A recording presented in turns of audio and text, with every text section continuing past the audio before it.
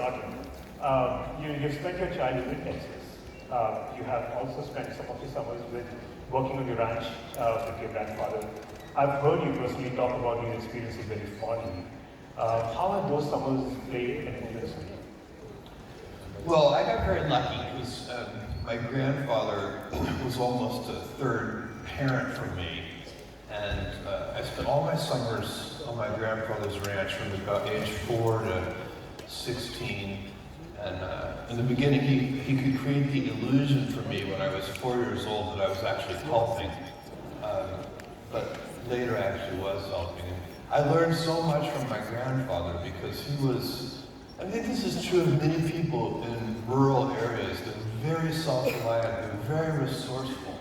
They can get things done on their own. They don't just pick up the phone and call for help. And so we built our own barns, and he had a Caterpillar bulldozer that we would repair all the time, and fixing our own vehicles. He would even make his own, he did all of his own veterinary work. He would suture up the animals, and he would make his own needles. I was always amazed by this. He would take a piece of wire and heat it with a blowtorch and pound it until it's thin and drill a little hole in the end and sharpen it and make his own needles and do his own veterinary work. Some of the animals even survived. It was incredible. But that kind of self-reliance that you see from people in rural areas was really, it made a big impression on me. I know you have been asked this question many times, but I still think the audience would love to hear from you. How do you make the decision to take a chance to start Amazon.com? I mean, you were well settled, you had a great job. While it seems very obvious today, this must have been a difficult decision. Yeah, it was. I was living and working in New York City in 1994. I came across the fact that the World Wide Web was growing very quickly. It was tiny, but it was growing very fast. Most people had not heard of it. And I came up with this idea. The idea initially was very simple. It was to sell books online. And I went to my boss, who I liked a lot. His name was David. And I said, I have this idea to start this company to sell books on the internet. And he took me on a long walk in Central Park in New York and listened to this idea in great detail. And he said, it actually sounds like a really good idea to me, but I think it would be a better idea for somebody who didn't already have a good job. And I thought about that. That made a certain amount of sense to me. And he said, why don't you think about it for 2 days before you make a final decision? And so I went away and I thought about this. And I was trying to figure out how to make this decision, because in the moment, personal life decisions, those choices can be very challenging. And I finally figured out for me the right way to think about it, which was, I wanted not to have regrets. I pictured myself, 80 years old, and thinking back on my life in a quiet moment of reflection. Would I regret leaving this company in the middle of the year and walking away from my annual bonus and all those things that in the moment could be very confusing? And I thought, when I'm 80, I'm not going to think about that. I'm not even going to remember it. But what I will do, I know for a fact, I have this idea, and if I don't try, I'm going to regret having never tried. And I know also, if I try and fail, I'll never regret having tried and failed. And as soon as I thought about it that way, I knew I had to give it a try. And did you ever think that Amazon... And did you ever think that Amazon could have been the success that you have been? No. So what's actually happened over the last 25 years is way beyond my expectations. You have to remember, I was delivering the packages myself 25 years ago. We were selling books. I was hoping to build a company, but not a company like what you see today. Everything was one step at a time. I'm curious, what would you have done if this bet didn't pay out? I would be an extremely happy software programmer somewhere.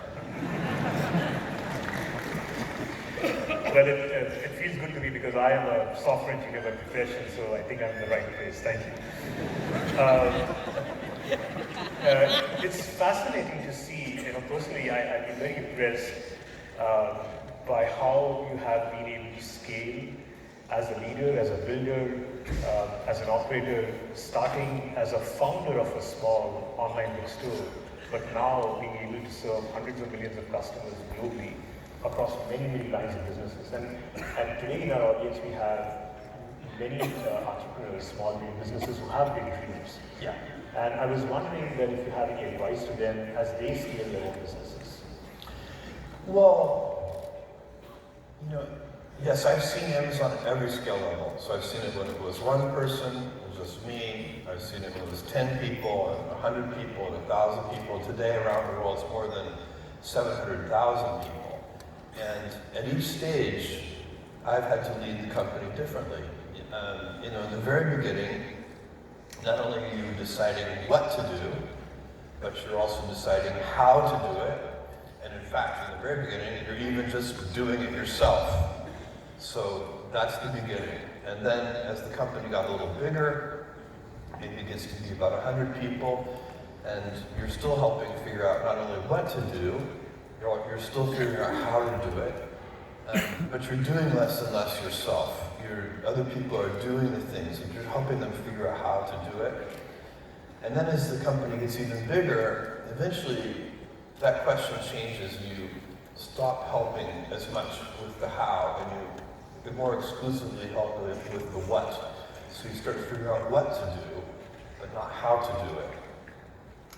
And then, when the company gets even bigger than that, the question switches again, and you stop spending as much time even figuring out what to do, but you start figuring out the who.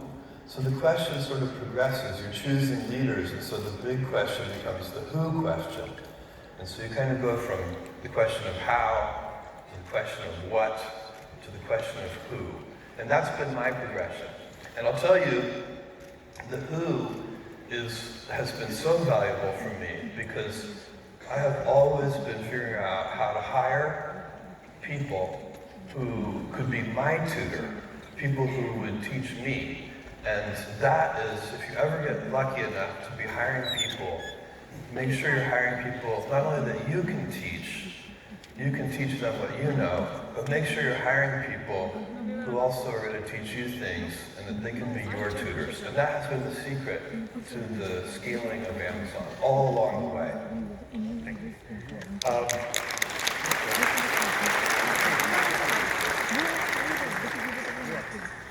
Let's talk about failures. I know Amazon has had its share of failures. In fact, I remember having been part of some of them at Amazon. I'm curious to know, how do you think about failure, and how should we deal with failure in this? Well, Amazon is the best place in the world to fail.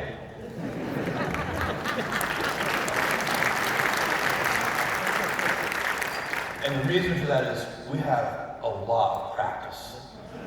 And by the way, there are multiple kinds of failure. There are at least two kinds that are really important. There are experiments. You're trying to figure out something new, maybe that nobody in the world has ever done before. That is high quality failure. Because when you're experimenting, you don't know if it's going to work. In fact, if you know in advance that something is going to work, then it is not an experiment. And so you want to be doing as many experiments per unit time, as many experiments per day, per week, per month, per year as you can, because that's how you get invention. That's how you get innovation. Innovation is all about maximizing the rate of experimentation. And so you have to organize to be able to experiment. You have to have a culture that supports failure. Amit and I, together, we've been working together for 2 decades. Amit and I have failed together so many times. And that is another way of learning. There's a second kind of failure which you should try to avoid. That's operational excellence failure.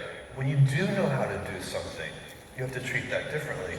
When we go to open a new fulfillment center, for example, we know how to do that. If we fail at that, bad execution. And that, again, by the way, that happens also. We feel that way too. But you should never celebrate that kind of failure. When that happens, you need to say, okay, let's look in the mirror, let's be self-critical, let's figure out what did we do wrong, and you learn from that also, but you have to acknowledge that that's the bad kind of failure. So when we're talking about that first type of failure, we're really talking about inventing, experimenting. Eagerness to invent has to be accompanied hand in hand with a willingness to fail. Nobody likes to fail. By the way, failure, even when you know it's important and good, it's embarrassing. It doesn't feel good. We're all human. We had a good idea. We thought it was a good idea, and nobody came to the party. That happens. And here's the great thing, though. One success, one winner, can pay for dozens and dozens of failures. And that is why you should fail.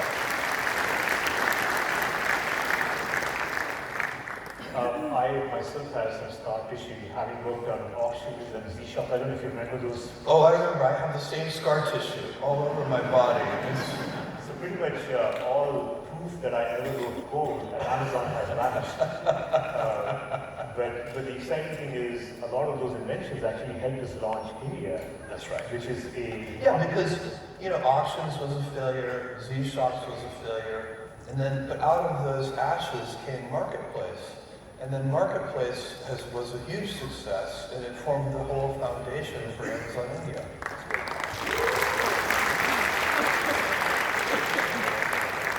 So just to change gears, Jeff, I'm curious if you could share how did you get involved in space? There is e-commerce and now space. And maybe if you could share a little bit about what's Blue Origin up to and why that's important.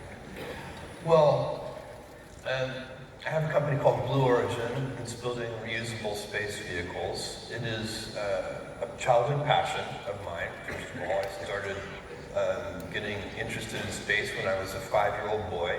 And I watched Neil Armstrong and Buzz Aldrin land on the surface of the moon. And I have been studying rockets and rocketry and rocket propulsion and space travel since I was a little boy.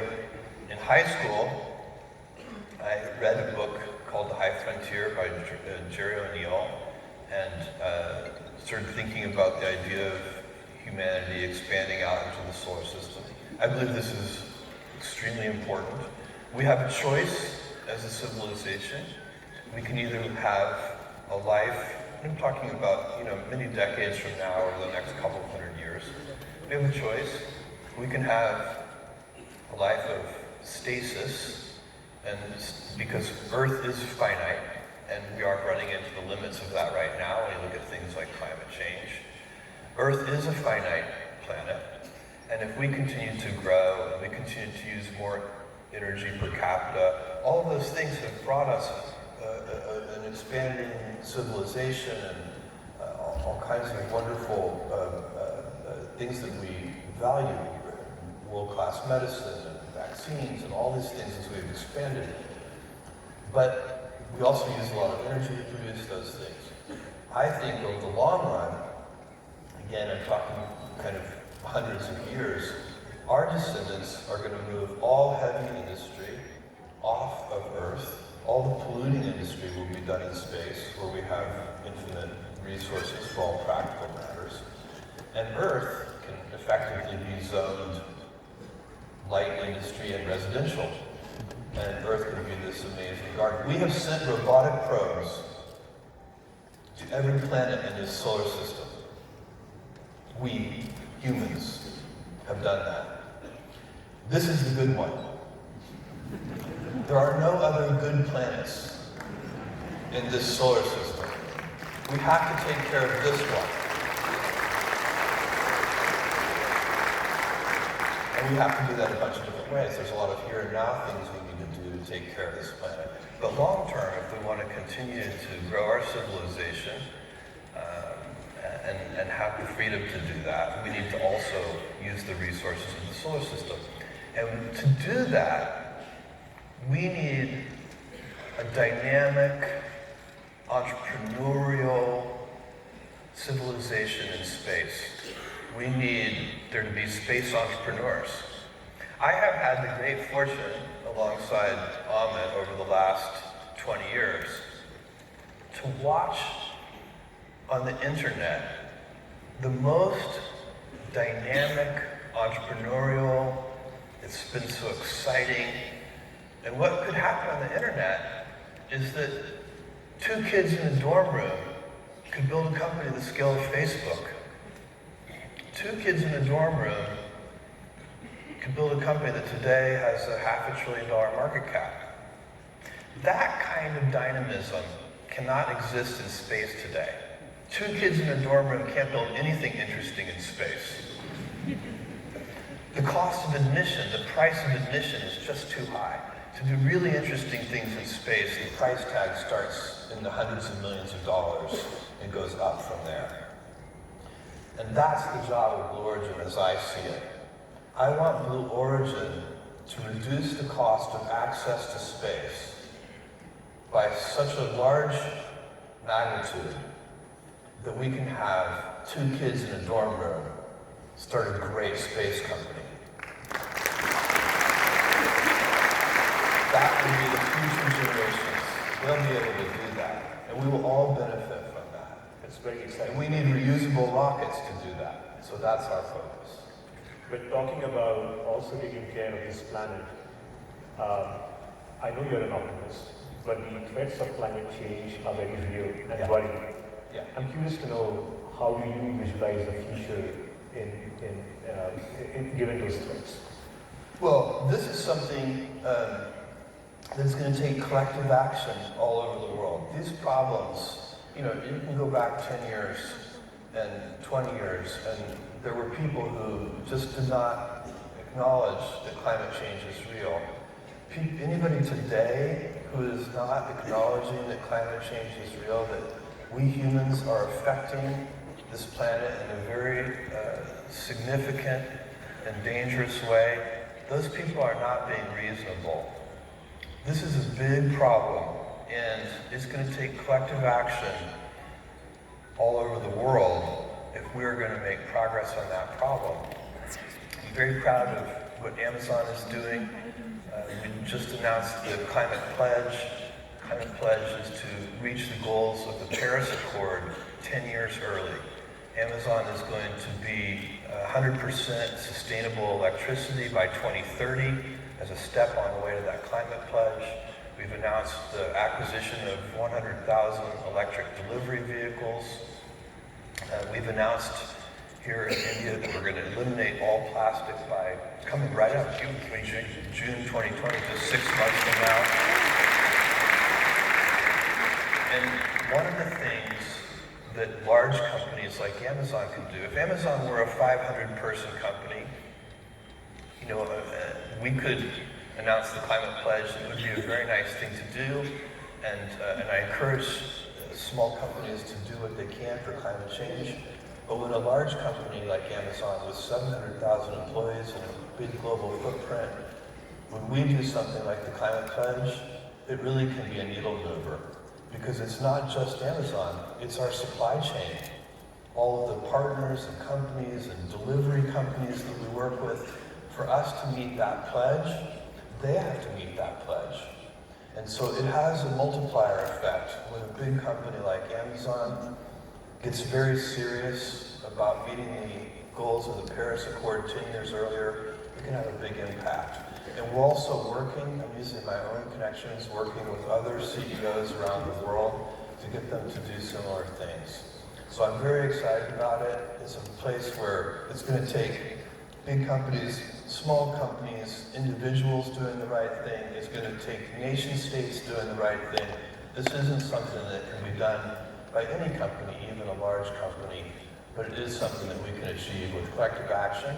And as Ahmed said, I am an optimist. I do think we will do that. We only have one planet. We all share it. There's only one atmosphere. We all share it. There's only one set of oceans. We all share them. This is something that requires joint action. People will come together around a goal like this. It is going to happen.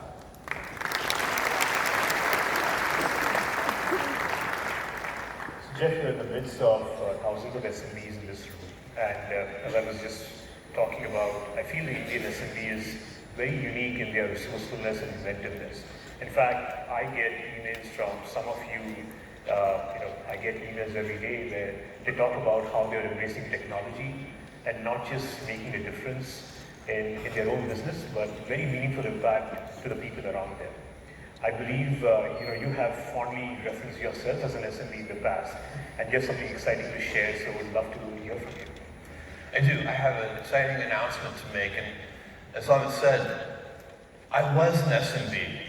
I started, it's hard to remember, but 25 years ago, Amazon was a tiny little company.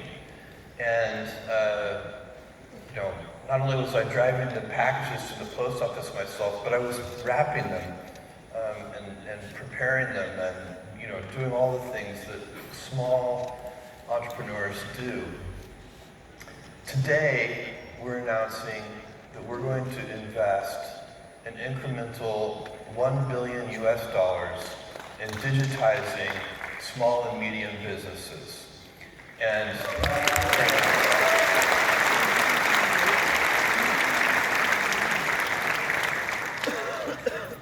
part of that is that we are going to try to use Amazon's size, scope, and scale. We're going to use our global footprint to export outside of India, to export $10 billion of Make in India goods by the year.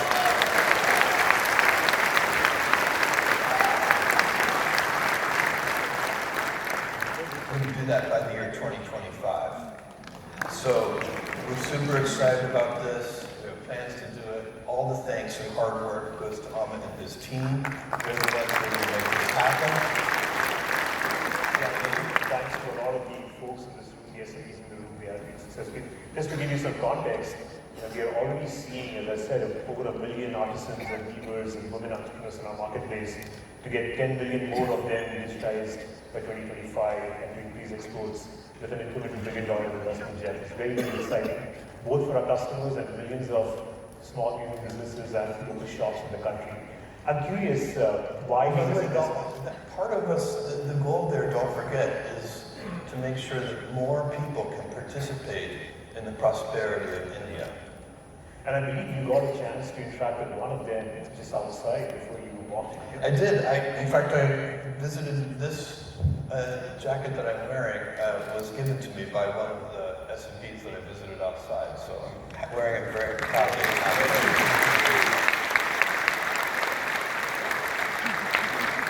So it was very exciting news, and I'm curious, is there a reason why you're making this announcement now? Well, we're making this announcement now because it's working. We've been doing this, and it is working. And when something works, you should double down on it. And that's what we're doing, and that's why we're doing it now. And, Jeff, any final words before we sign off? Yeah, I do have some final words. I want to make a prediction for you. I predict that the 21st century is going to be the Indian century.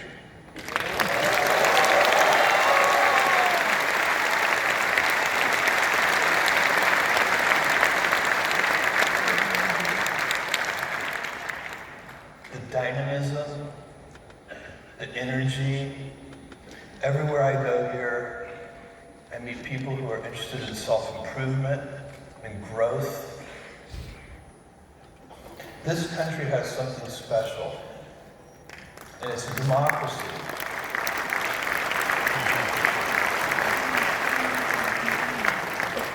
This is going to be the Indian century. And I'll make one more prediction for you. In this 21st century, the most important alliance is going to be the alliance between India and the United States.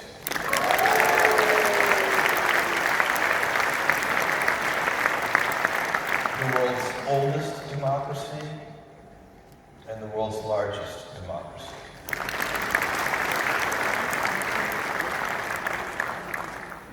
Thank you, Jeff. that's very motivating and inspiring as always. Thank you for joining us today. Before we let you go, just in the traditional Indian way, we would like you to kick off the summit by lighting up our lamp.